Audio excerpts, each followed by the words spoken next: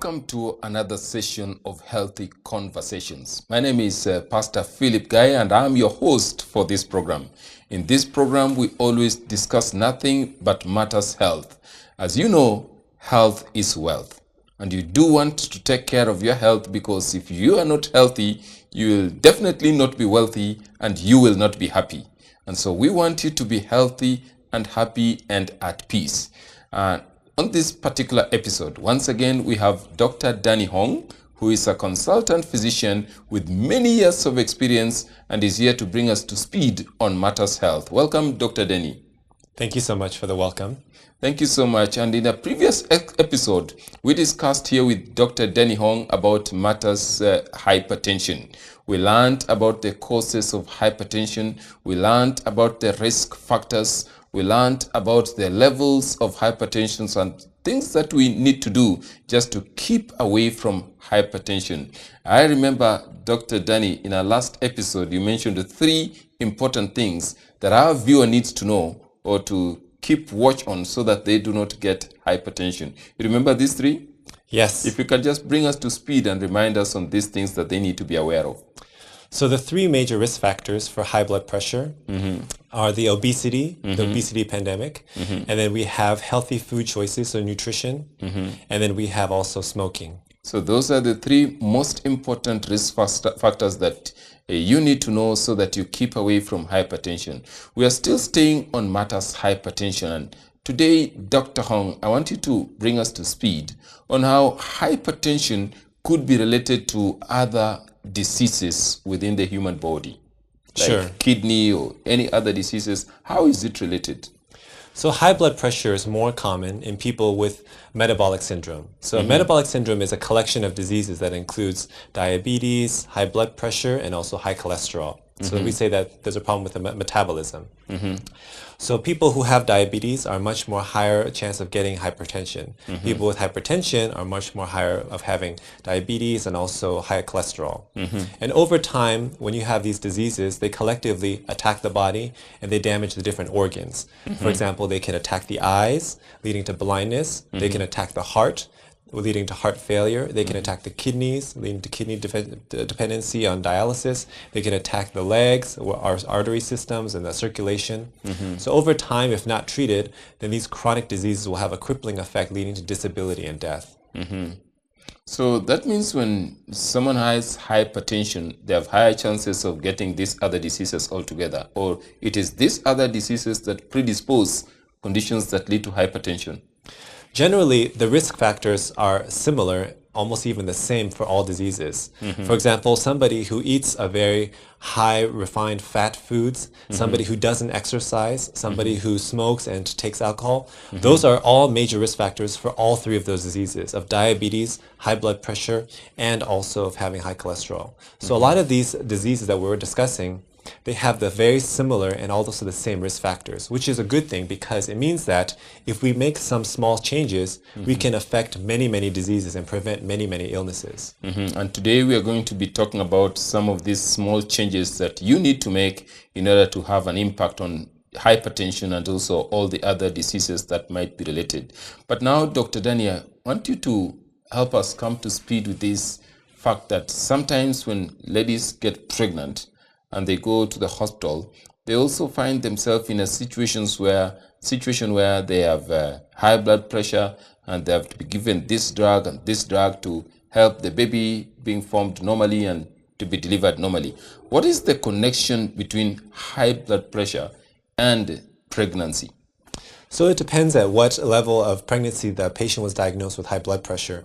What we've seen is that high blood pressure, as going unnoticed and undiagnosed, sometimes the very first time when the woman is pregnant, that may be the first time that we're checking their pressure. So it's hard for us to know, is this disease been there for long and now we're finally catching it, or if it's a disease that happened now during pregnancy. So those are 2 different things that we have to consider. But is it closely related to the pregnancy, or it has nothing to do with the pregnancy? Or it can be both? So it's not completely well understood because some of it's hereditary. For example, like the pregnancy that your mother had who also had high blood pressure or diabetes with you, that can be transmitted down from mother to mother. But sometimes it's also something that we don't know, like an environmental cause. People think it's also related to the placenta and hormonal levels. But in either case, it still needs to be treated. So the elevated blood pressure, even in pregnancy, needs to be treated. And if it's not treated, what would be the effects, what would be the adverse effects of high blood pressure on pregnancy? Because I see many women challenged a lot during pregnancy with issues of pressure. Yeah, so it would compromise both the mother and the baby closer to the end of the pregnancy and during the delivery time. In those cases, we would really, really need to get the baby out and to do a prompt delivery so that we can sometimes lower the pressures. Tell me something about this high blood pressure and our work conditions. There are some people who are in administrative positions, managerial positions, and they're in stress-related kind of tasks.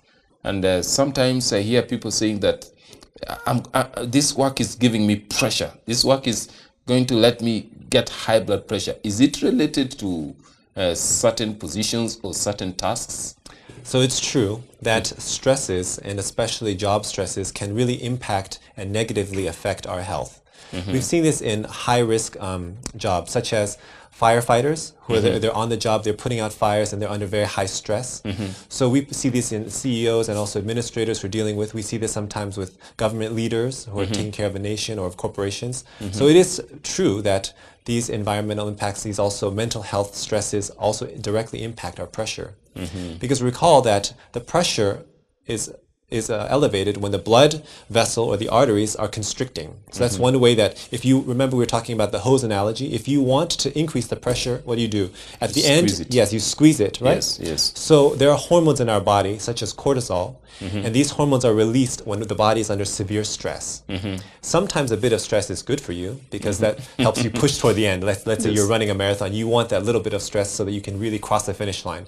But stress over a long period of time is really, really damaging for the body, especially for the heart and especially for the blood vessels. So people with high stress jobs, and if they don't have a good outlet of controlling that stress or managing stress healthily, then they can really develop harmful effects like high blood pressure. Okay, so what part of our body produces this cortisol? And would you say there are certain amounts of this that are good, and if it's produced in excess amounts, that would lead to the so-called high blood pressure? Exactly. So cortisol is a necessary hormone that our body produces, and it's usually produced somewhere around the kidney. So above the kidney, we have a small organ called the adrenal. So they produce some, and when we're sick, we need a little bit of steroids to help boost us. When we're feeling scared or frightened away, then we need a little bit of stress to help us. So small amounts of stress can be helpful, but however, a larger amount and also chronic periods of time is harmful in the body. It makes the body degraded over time, and it really deteriorates us. Dr. Hong, I know you have seen many patients, both in Kenya and in the United States, that have probably had challenges with the hypertension. What has been your experience with some of your patients in dealing with hypertension, as it were? So I think the biggest barrier is that, I give them the medications, but what's more effective than medications is that they need to be able to reverse or treat the underlying cause of that disease, which is why did they develop high blood pressure in the first place? So this is what I usually tell my patients. I say, when you have a disease, and you need to recognize what the root cause is. For example, let's say you walk into the kitchen and you find there's water all over the floor. So the first thing you would look for is, where is this water coming from, isn't it? Is the tap that needs to be closed or something? And imagine the tap is on, your sink is overflowing, water's on the floor, and yet you're going to get mops and buckets. So that you can mop it out. But you're not turning off the faucet, isn't it? So we need to address the root cause of the disease rather than just wiping off the water and instead of just temporarily treating those things. So you're actually taking us to the bottom line, to the actual cure of this disease. And I'm looking at two-pronged approach. One, you've told me that you give your patients medicine, but you also bring them to knowledge of what is the root cause. I'll come back to that, but let's come to the medication that you give for hypertension. Is there one type of medication, or is there a variety of medication? I sometimes see doctors ask, have you been on a previous medication for hypertension? What drug do you take? Does it matter? Or all of them are able to work out the solution to hypertension? So for high blood pressure, there are so many diseases. So many different types of drugs. And there are some drugs that are combination drugs. They put two different drugs into one tablet. There are some that requires you to take multiple times a day. So as your doctors, as your clinical staff, they determine, they first see which one is the best one for this patient. Each patient is different. And we try to tailor our drug for each patient. For example, if we know they have diabetes plus high blood pressure, that can also help us because one drug is good for treating both. If they have very high blood pressure that does not respond to only one drug, then we need to use a stronger, more potent one, or we may need to combine two different ones. And if they're having side effects, so many drugs have side effects. Some of them cause swelling in the legs. Some of them may cause dizziness and vomiting or headaches. So we try to choose the one that's also most friendly to the patient so that they does not experience side effects. And then the last thing we look at is, of course, the cost. There are some drugs that cost very small amounts, maybe less than a shilling per tablet, and some of them can be even more than 100 shillings per tablet. So we want to see what's sustainable for the long period. What can my patient afford? What is good for them? And what will they continue taking for the long term? So I've seen situations where some patient has run out of drug and they go over to their neighbor or their relative and they have high blood pressure just like the neighbor or the relative, and they ask for this person's drug to come and take it for their own situation, and yet their prescription may not exactly be the same. Is there anything wrong with that, or as long as it works, there would be nothing wrong? So that's not a very safe practice because when we're switching to different ones, there may be different drug interactions. Also, when we visit our healthcare facilities, it's important for them to know exactly what drugs we're taking so that they don't prescribe us a different one and we accidentally take two of the same tablets and overseed and maybe overdose on that drug. So it's important for us to keep track of which one it is. And because, as we mentioned before, high blood pressure is a chronic illness over a long period of time, we cannot just treat it as a one day I take this medicine, today I take that, tomorrow I take this. It's something that must be continually managed on a daily basis, over months, over years. Okay. Now, talking about these drugs for hypertension, I've had people say that each one of these drugs have reverse effects, some reactions to them. What would be the repercussions of taking hypertension drugs? Sure. So it's difficult for us to predict exactly how you'll respond to a new medicine. If you've never taken anything before and I'm giving you a completely brand new drug, I cannot predict what kind of reaction you may have. For most patients, I'd say for over 95% of patients, they don't have any problem and they can tolerate it fine. But there are very few cases where people have a severe allergy, and some may have swelling all over their body. They may even have difficulty breathing. So there are those severe reactions, and we try to avoid them. But it's difficult for us to assess whether or not you're going to have a reaction. I have heard people say that this particular drug, if you take it, you'll have to maybe go out and pee several times. I don't know, what does that mean? Is it something good to go out and pee and remove the excess waste from the body, or that in itself would not be the best case scenario? So for high blood pressure, the pharmaceutical companies have made many different classes of drugs. So some of them help by removing the excess volume in the body. Some of them help, remember we talked about the blood vessel, and when it's very tight, the pressure increases. So some of them relax it so that they dilate. And when that happens, the pressure decreases amount, right? So those are the most effective ones because they're very potent. But some of them may cause a more frequent short call. But we typically don't give those medicines as high blood pressure medicines unless the patient has a lot of swelling on the body. Dear viewer, this is Healthy Conversations. This is a program that has been tailor-made just for you so that you may come to speed on matters of health. This is very important for every family, every member of family to come to speed, to come to the knowledge of some essential facts about health. And in this program, we have Dr. Denny Hong, who is a consultant physician, helping us to understand. And today, we're just focusing on hypertension. Remember, Dr. Hong said earlier that this is a silent killer, and so you don't want to be ignorant. You want to be knowledgeable so that you just do the right thing so that you are safe, healthy, and happy. Now, Dr. Hong, tell me about this hypertension. can it be cured? So I'm going to use the word cure in a loose effect because typically when we refer to cure as your doctors, we say that the disease, once it's been cured, it cannot come back again. However, with diseases like lifestyle problems like diabetes, high blood pressure, there's always a risk that it can come back again. For example, if I choose to exercise diligently, change my eating habits, and now I no longer have elevated blood pressure, if I go back to my old ways and I start eating more French fries or start eating more fried chicken and whatnot, then the pressure can increase and it will come back again. But just suppose I don't go back to those old eating habits or the negative lifestyle habits I used to. Would there be cases of someone who has effectively reversed high blood pressure to the extent that they are normal, they no longer take any drugs, and they just keep in good health and shape, and they live like that for a longer period of time? Yes, most definitely. And we have a lot of patients that we treat in our clinic here, and even back when I was practicing in the United States, that they come in with blood pressures 160, 170, and they're taking 4 or 5 different drugs every day. And then after we help them to lose the weight, after we help them to change their diet practices, helping them so that they can exercise more, they were no longer taking that medicine. They were completely healthy, robust. They had no disease, and they were disease-free. So tell me about these cures of hypertension. You earlier on talked about a plethora of drugs that are out there, but I also hear people talk about alternative medicine, like herbs, like hydrotherapy, or whatever means that are out there to help cure some of these lifestyle diseases. Would this be some of the best options for our viewer? So herbs are not recommended by most people because there's not a strict regulation on the herb quality. So it's difficult for us to say exactly where this came from, what's in it, for us to condone and say it's safe for the body. And some herbs actually may elevate the blood pressure.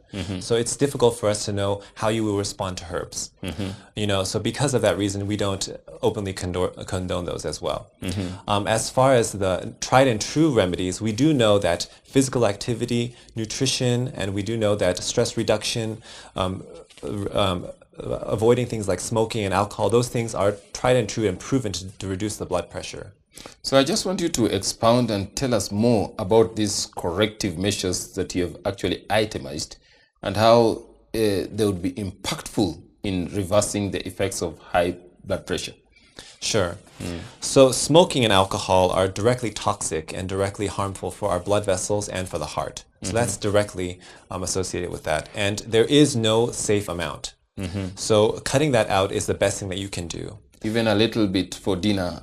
A little bit is a little harmful, but still harmful, isn't it? A lot is very harmful. So we want to avoid harm, isn't it? Yes. So we believe that avoiding that which is bad and by moderately taking in that which is good. So that's called practicing temperance. So we have to avoid smoking and alcohol. Completely. Okay, what next?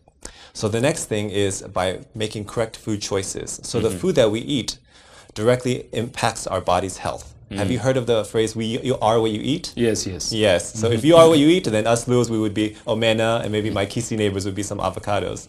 So you are what you eat, meaning that the food that you're intaking is directly impacting the health of your body. Because the food that we're taking directly makes up our heart, our cells, and also the blood vessels, the salt that's in the food, those things. So making correct food choices is very important to the blood pressure. Do you know what, Danny? Some of my friends tell me a phrase like this in Kiswahili, mwili mpya tutapewa binguni. So a good body will be given in heaven. For now, we can do whatever we want with the body that we have here because we will be translated. We'll be given new bodies. So does it matter what I do with this one, doctor? Yes, because when God created us, He gave us this perfect body. That's the way that we were intended. We were not intended to have a sick and diseased body. And He wants us to be healthy here. So yes, while we have a new body in heaven, we will have a glorious reunion in heaven. While we are still living here, it's so important for us to be happy while we're here. We cannot be miserable and then say, let me just wait till I go to heaven. Because we are living in the current and we are living in the now. So we should be taking good care of our body. Reminds me of the Bible verse that tells us that our body is the temple of the Holy Spirit. Yes. We should glorify God by, whatever we take into our body, we need to take care of that. Now, you've mentioned about alcohol and tobacco. You've mentioned about diet. What else do we need to know in order to reverse the effects of high blood pressure? Physical activity is so important. So as people do activity, they're really strengthening the heart, and they're really helping with their blood vessels to clear off all those fat walls and the deposits, and they're helping every single organ in the body. The kidneys are able to work better, the brain is able to work better, the oxygen, the circulation. So physical activity, robust activity is really helpful in all aspects, and that's something that cannot be underestimated. Are there specific physical activities that you would recommend, or is just any physical activity, or is there a particular way of doing them? I've heard of these people who say that you drive to the gym and then drive back home and drive to the office and take an escalator. So I don't know, is there any specific about physical activities? That's a very good question. One of my friends who was doing the dishes, they say, I do physical activity every day. I'm washing these plates. So the type of physical activity that we refer to is called moderate intensity activity. So this moderate intensity activities. Yes. So something that's moderate activity means that it's something that you should be able to do while you cannot talk or sing comfortably. For example, if I'm able to speak to you now and conduct this interview at a comfortable pace, then I cannot say I'm exercising now. But I have to be moving at a rate, moving at a pace where I'm not able to whistle or sing comfortably. If you're able to sing, then you're probably not exerting enough activity. Yes. So it has to have that level of intensity yes. that prevents you from doing anything else like singing or talking. Yes, yes. Okay. Is there anything as too much of physical activity? So anything, even if it's good for us, too much is not good. So too much activity is not good for our body. Also the joints, they need rest. So our muscles need time to rest and also recover. So, even after a period of activity, we say 30 minutes. So we do 30 minutes of activity and then you rest a bit. If you want to do some more, you can do it the next day, or you can do it a separate part of the day too. Yes. Okay. Now, Dr. Hong, hypertension is very important. You've mentioned very key issues here that we need to know. You've talked about alcohol and tobacco. You've talked about diet. You've talked about physical activity. Is there anything else that the viewer needs to know in order to work out the reverse effects of hypertension? So even if you are keeping good behaviors and good practices, recognizing that also stress in your life can cause elevated blood pressure is also important. So stress mitigation or stress management is also a very important component of reducing the pressure. Okay. I'm sure at some point in our programs we'll be talking about stress and stress management on its own, but it's also a very good component here to know so that our viewer understands how to maintain or to manage hypertension. Just to ask, Doc, all these things you have mentioned about smoking and alcohol and physical activity, diet, do I have to wait until I get hypertension, or these are things that I can actually do in order to prevent myself from getting hypertension? There's no time like the present. So the best thing to do is to prevent this disease. So by adopting healthy lifestyles, it's something that you don't have to just work on one day at a time, but you'll keep it with you. So this is something that's not just for you, but I also tell my patients, this is for your children, your children's children, your generation. Because the health that you invest in now is like a wealth. That's something you can pass down to your children. So if you invest in good health, that's something that you can help your future grandchildren and generations to come. So you're saying this is like a culture, like an attitude that we have to just develop or acquire and live with it on a day-to-day basis. Most certainly. Thank you so much, Dr. Hong. Now, I'm just thinking about this hypertension and some of the measures that you have spoken about.